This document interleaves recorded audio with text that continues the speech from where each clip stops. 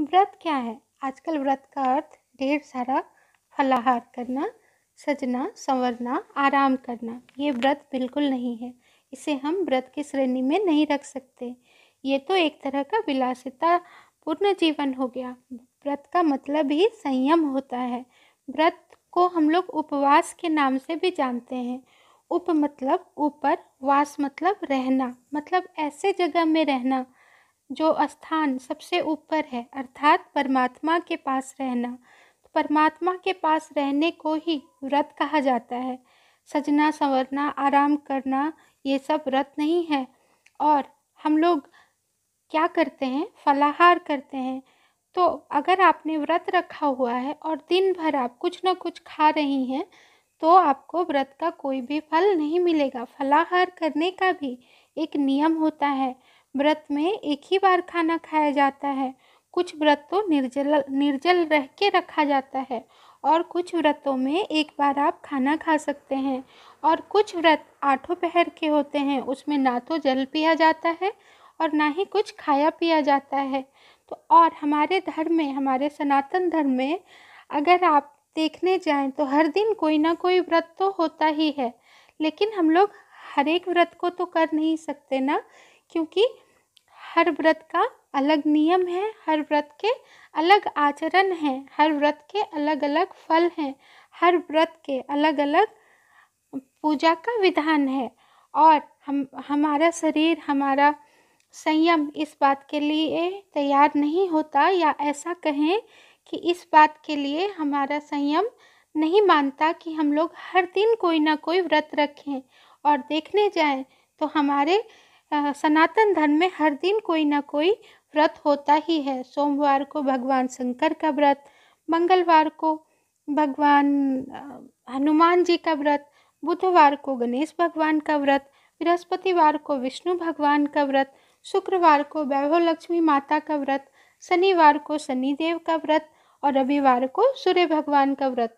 अगर हम चाहें तो हर दिन उपासना कर सकते हैं, हर दिन साधना कर सकते हैं, लेकिन हर दिन व्रत नहीं रख सकते।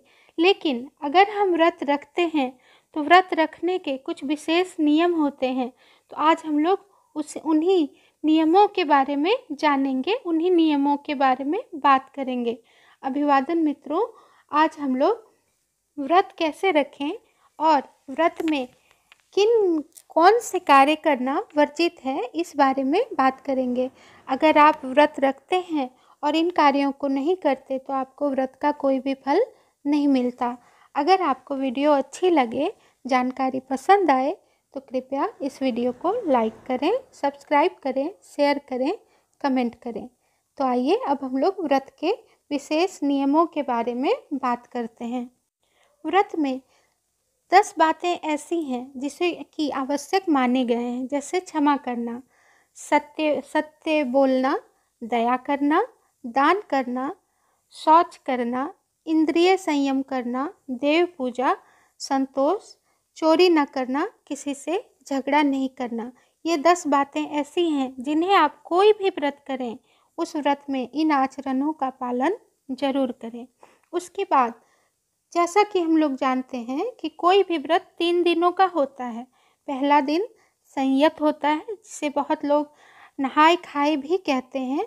अर्थात उसका मतलब ये हुआ कि किसी भी तरह के, जैसे आपने कुछ खाया पिया है, लहसुन प्याज आदि ग्रहण किया है, तो अगर आप संपूर्ण स्नान कर लेते हैं, अर्थात उस दिन सर धो लेते हैं, तो आप पूरी तरह से पवित्र हो जाते हैं।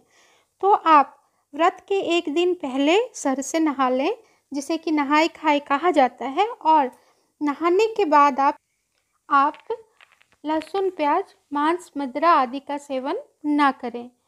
और व्रत वाले दिन, जिस दिन आप उपवास रखते हैं, उस दिन सर से ना नहाएं, अर्थात उस दिन बाल ना धोएं।